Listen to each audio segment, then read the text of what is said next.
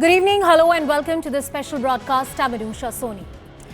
Well, today we talk about the murder case of Shraddha, but from a very different angle. The gruesome death and murder of Shraddha Walkar has raised many questions. While the entire focus has been on the cruel manner in which the crime was committed, another very crucial aspect needs more public attention and perhaps an open discussion.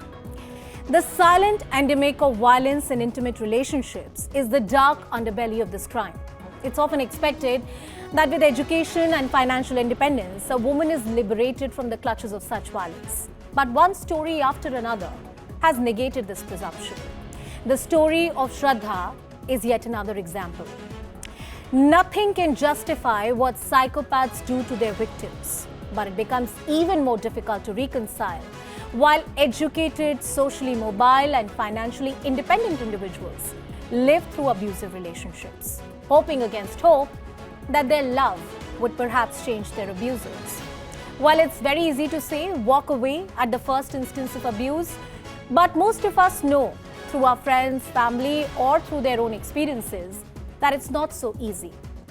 And sometimes the victims find it impossible, stuck in the vicious cycle of abuse.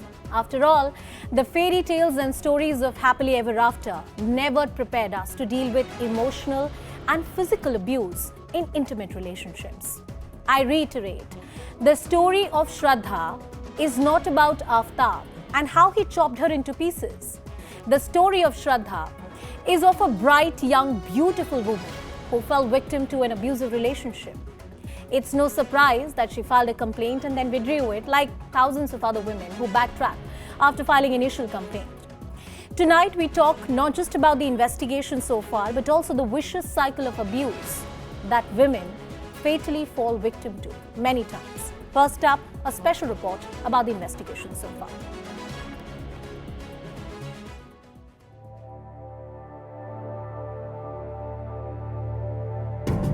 The gruesome murder of Shraddha Walkar by her live-in partner has shocked the nation. As investigation moves forward, more shocking details are now emerging. A newly surfaced letter written by Shraddha was addressed to the police in 2020.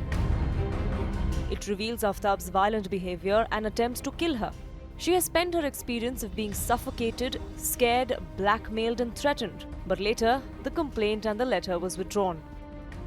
Meanwhile, the Delhi police is pinning all their hopes on a polygraph and narco test, especially after recording frequent inconsistencies in Aftab's statements. Court has extended police custody for a third time to help the investigation. So far, Aftab has confessed to have killed Shraddha due to a fit of rage and provocation. Though this confession to the police is not admissible in a court of law. Some 35 pieces of evidence have been recovered, pieces of bones sent for DNA sampling. The police has recorded statements of Aftab's parents, Shraddha's doctors, parents, friends and colleagues. While time is running out for the police to build an airtight case, it has sparked discussions on the nature of intimate partner violence and how they can be avoided. Most of these conversations revolve around one piece of advice to the victims: walk out. But is it really that easy to walk out from an abusive relationship? Well, there's also a letter that Shraddha had written to the police authorities back in 2020 that has come to light. In this letter, Shraddha talks about the kind of abuse she was facing and what exactly is it that Aftab was doing to her. And some of it is actually so surprising, as if she knew what was about to happen to her.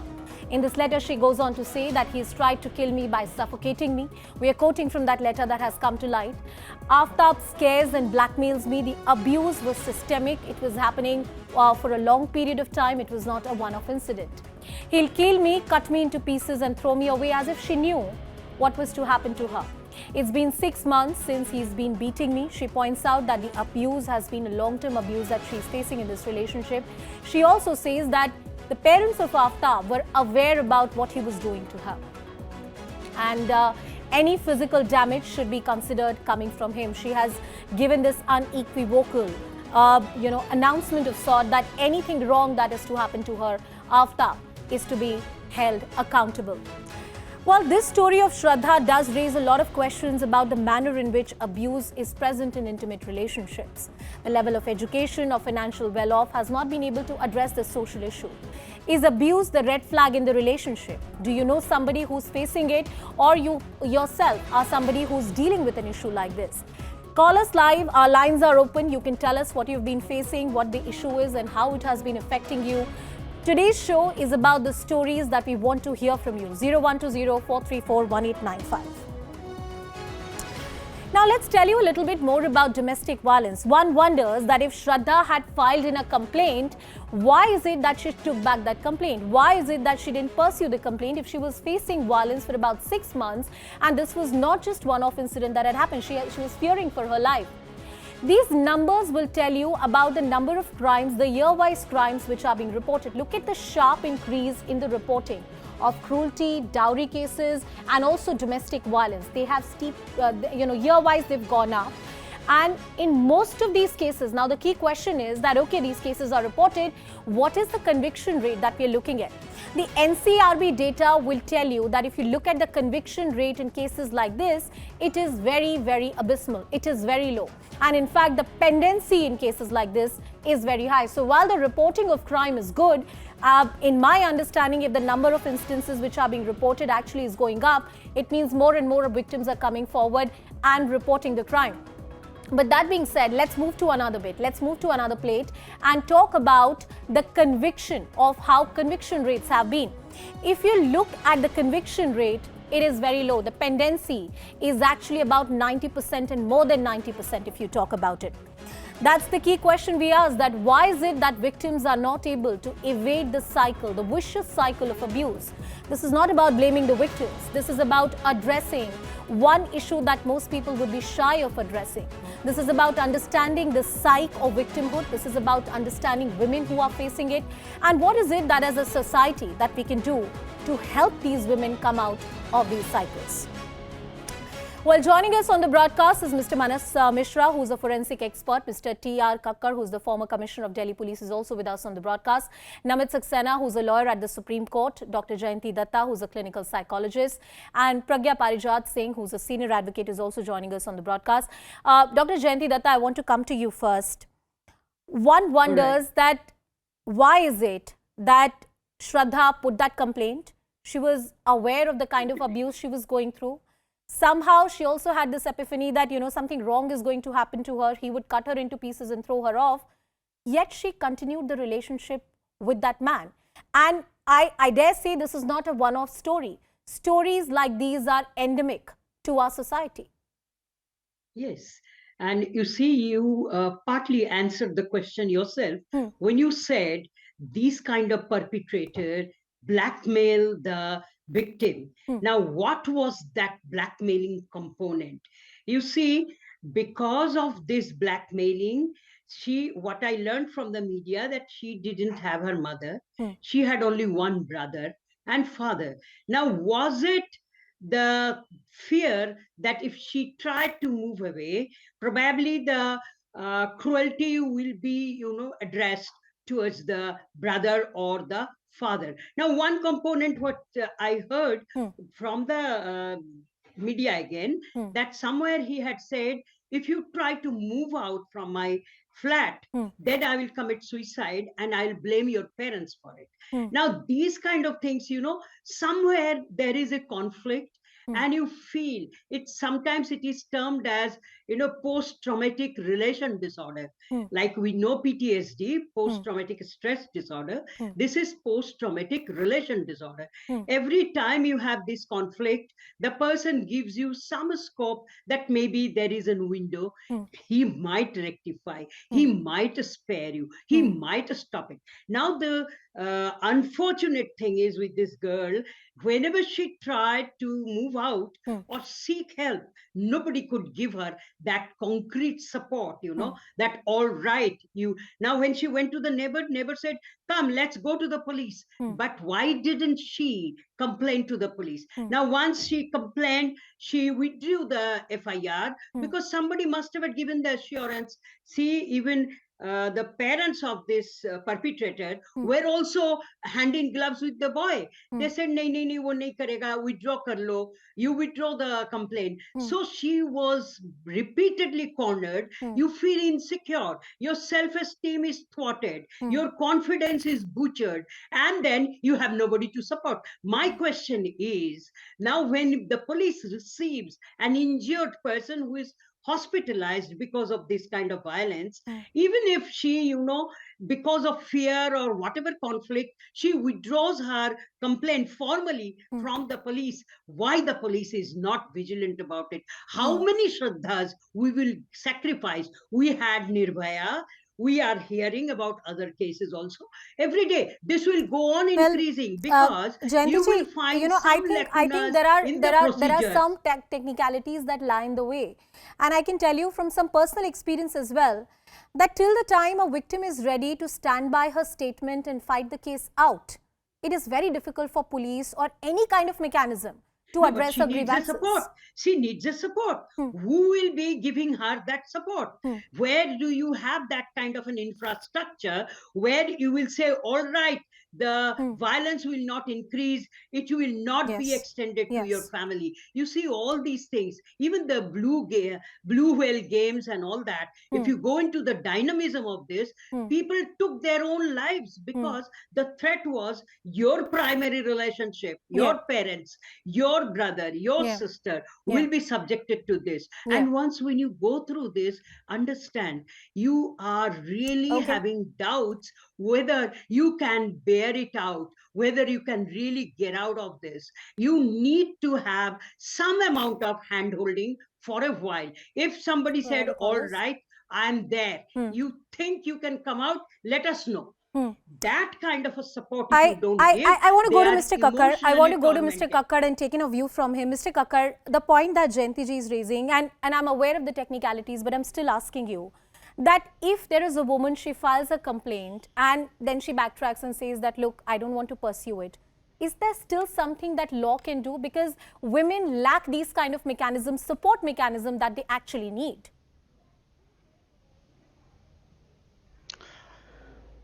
Under the existing laws, my answer is no.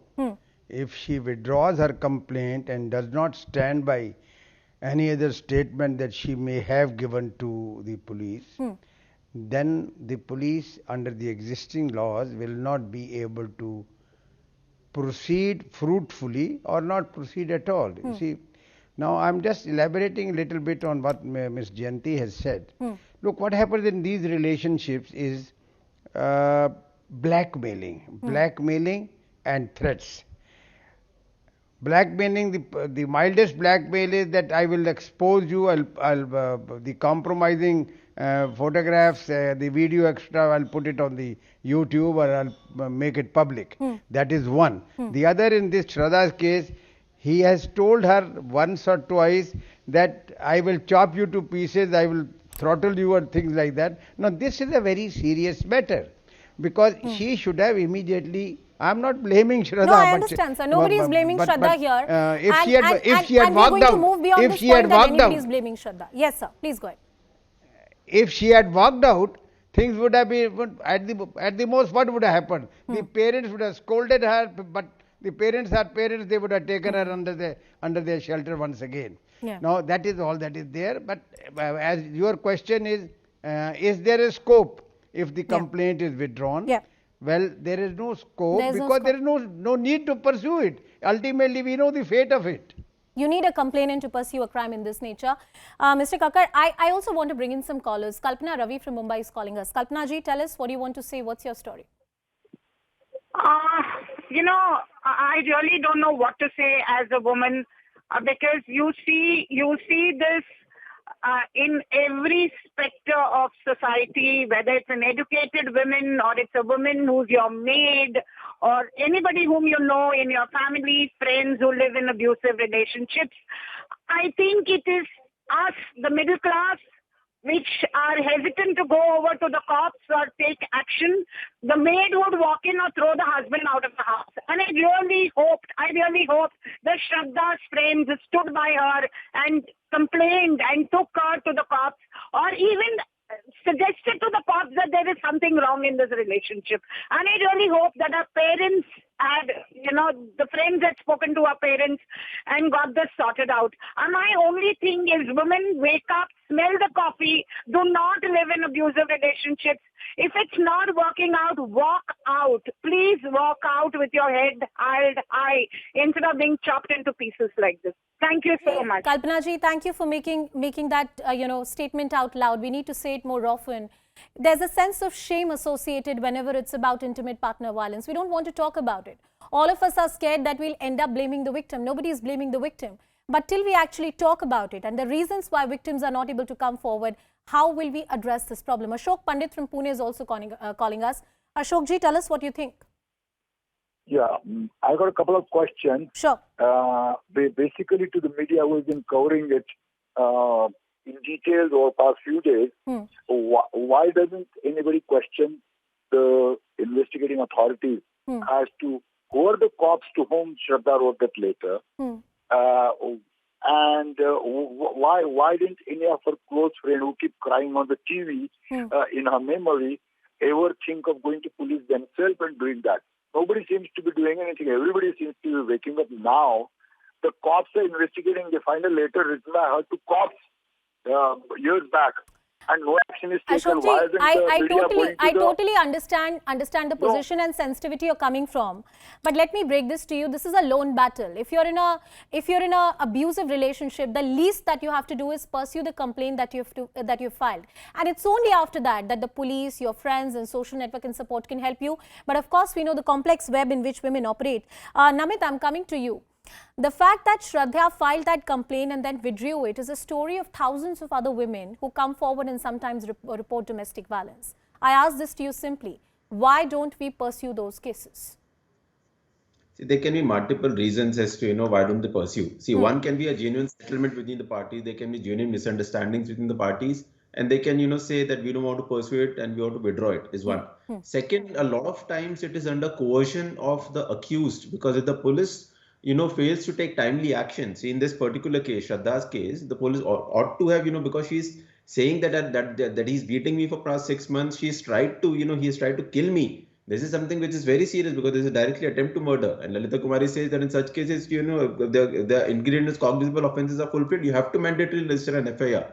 Now, the police fails to timely take an action. At times, the complainant feels, why should I do this? There is no point of doing it. Society also sometimes pressurizes her. What is this? You are not going to achieve anything out of it. This is only going to, burden yourself with this. So, she succumbs to the pressure and withdraws it. And, multiple times what also happens is that, there can be a fake case where the complainant withdraws. But in my experience, personally speaking, the most considerable reason as to why, complainants don't pursue their complaints is because they say that there is no end to it. The state, through police or investigating agencies, the IOs intentionally keep calling them, ki, Madam ji, please come, tell us what is there repeatedly. They get harassed. So the process becomes the punishment, is what you're saying. And this is for the victim. See, understand how criminal law functions. Criminal law is a service by the state to the citizens. If the state, through investigating agencies, fails to timely take action, this is bound to happen. Where will the complainant go? Pragya, I take that point to you. It's emotional factors or the lack of social support when women want to walk out of such relationships, or the sense of shame that women sometimes carry, or all of us carry as a society when it comes to intimate partner violence, is just one aspect of it. But there's an important point that Namit is making, which is about the process becoming the punishment. Where is the end to it? Any criminal trial has a gestation period of 5 to 7 years.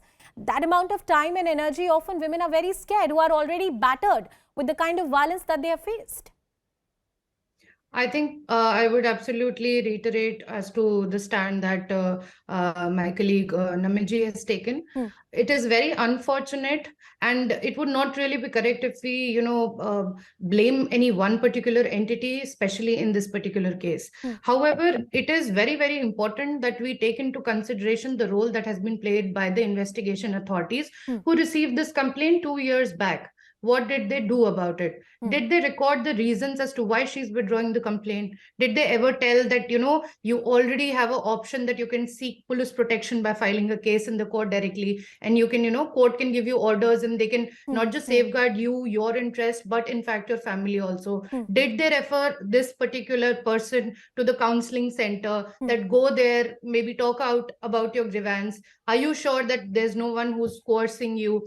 Usually what happens is, especially in whatever little bit experience that I have seen in my so-called stint as an advocate, that most of the times these police officials would call you and they would say, madam, आपकी तो शादी होने ही वाली है, क्या करेंगे अभी से लड़ाई झगड़ा करके, तो आप जो है अपनी complaint withdraw कर लीजिए. She has categorically written it in her complaint itself that even the parents of Aftab used to visit over the weekends. So it means that the family was completely, they were not in oblivion. They categorically knew as to what was happening.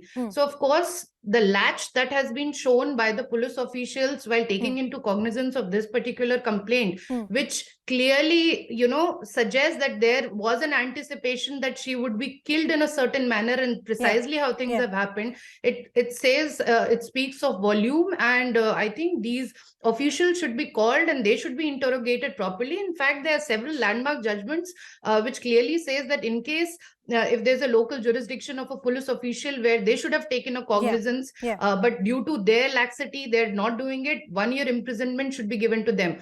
However, this is a particular case where she withdrew withdrew her own complaint. So see, as per law, as of now, we don't really have any law which can, say that you're right in pointing out, Pragya, that the police plays a very important role, keeping in mind the options that they can tell to the victim or the multiple avenues that can be provided to the victim to address a grievance. Before I go to Mr. Kakkar, Mr. Manas Mishra, I want to take in an overall view from you when it comes to the forensic evidence.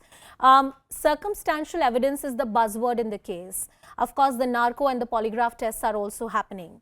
But from the evidentiary point of view, overall speaking, how important would this letter be which has come into light? And more importantly, the DNA reports or the other kind of medical evidence which is yet to come on record. It will take about a week or so for those reports to come out. If you can give us a broader perspective about the evidence and also this letter, the old complaint that has come forward. See, after going through this letter, what we have seen is that it's a serious thing, because first of all, there was a plan beforehand. Like in the letter also, Shraddha has written that the same thing has been what we actually witnessed 6 months ago. It actually happened 6 months ago, what was written in that letter. So first of all, once such a letter comes into the picture, it is very important. Forensically, you first of all need to find out whether the source is authentic. So maybe a handwriting comparison could have been made. And in this case, since it is 2 years back, somebody has written a letter, and if you notice the letter correctly, there are a few corrections being made. It is not a very smoothly written letter. It is written in haste. So that shows that the sense of restlessness in the victim's mind. Though I would say that she withdrew her complaint later on, but I would still say that there has to be some body, some parallel body. Even if the victim is withdrawing her complaint, there has to be a parallel body who tries to help her out, reach out to her, and try to find out if there is anything wrong, and if whatever she has written is actually true. And they should investigate it on a parallel level. Maybe because police cannot do anything. Well, Manas, what you're pointing out is the lack of social welfare measures. I mean, if a victim goes to the police authorities and for some reason they withdraw the complaint, that happens so often in this country, there has to be some kind of social welfare measures that exist in terms of following up on the victim. Is she doing better? Now, Mr. Kakkar, I'm coming to you. There were a few things that were said about the role of the police authorities and the manner in which police acts as the first instance where the crime is reported, and their instrumental role in deciding whether the case will be pursued or not. Is it true that often police authorities are not so forthcoming in terms of registering an FIR or pursuing a case, or they might persuade the parties to come to a compromise, which doesn't work for the benefit of the victims? Look, it is very, very unfortunate that with all the ills that we have in various segments of the society, we tend to blame only one segment always. Now, in this particular case, look what has happened. She made a complaint in 2020. Only if she had stood by that complaint and not withdrawn it on persuasion, threats of somebody, things would have turned out entirely differently. Now she has withdrawn. When the complainant herself, now what happened when these sort of complaints come, I was listening to Mr. Sumit, advocate.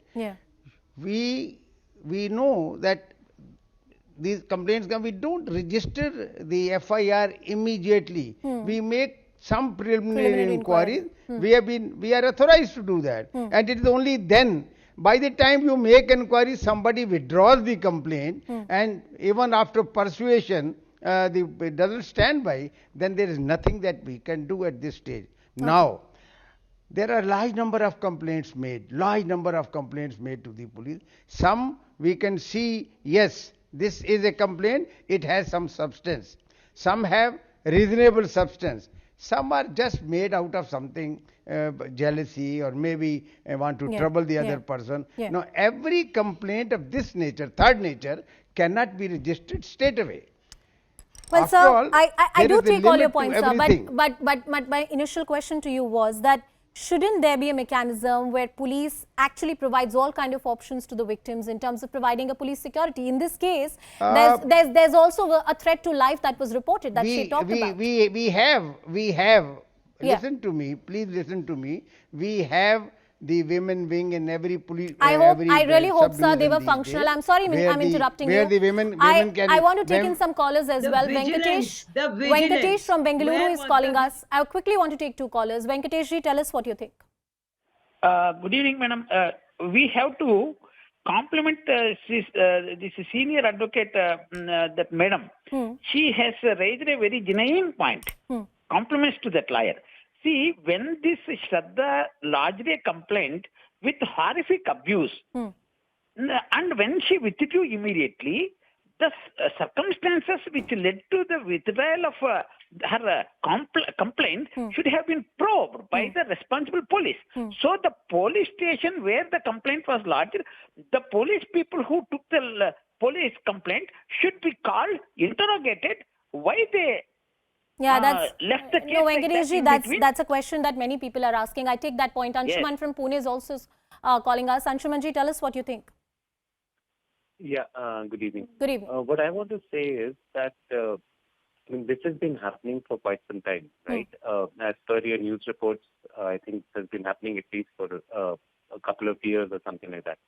What I am amazed is that none of the neighbors, none of the people staying around, or none of her so-called friends actually went and filed a complaint, or forget a complaint. They didn't even talk to anybody else. If this was done at some point of time, maybe this girl's life would have been saved. Well, the harsh reality is that only she could have filed a complaint. Well, many say that the police authorities have failed to do their job. I thank all my guests who have joined us on the broadcast, Mr. Manas Mishra, Pragya, Namit Saxena, Dr. Jayanti Datta and Mr. T.R. Kakkar. Often the burden of heroism, of coming forward, putting your complaint and then pursuing it till the logical end is put on the victims. But till we have a social setup that supports victim to come forward, and process in criminal law is not the punishment, how will we expect justice in cases like this? With that, it's a wrap from my side. Shivani Gupta joins you next.